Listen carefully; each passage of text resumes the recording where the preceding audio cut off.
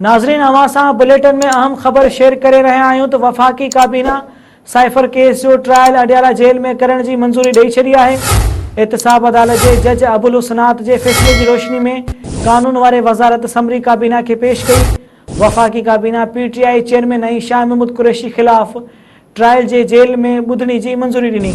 वफ़ाक़ी हुकूमत साइफ़र ऐं 190 million pound corruption केसनि में कानूनी तक़ाज़ाऊं बि पूरियूं करे वरितियूं आहिनि।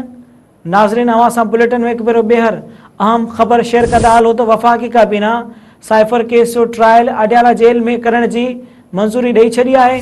एहतसाब अदालत जे जज अबुल हुसनात जे फ़ैसिले जी रोशनी में कानून वारे वज़ारत समरी काबीना के पेश कई। वफ़ाक़ी काबीना PTI चेयरमैन ऐं शाह महमूद कुरैशी ख़िलाफ़ ट्रायल जे जेल में ॿुधणी जी मंज़ूरी ॾिनी। वफ़ाक़ी हुकूमत साइफ़र ऐं 190 मिलियन पाउंड करप्शन केसनि में कानूनी तक़ाज़ाऊं बि पूरियूं करे वरितियूं आहिनि।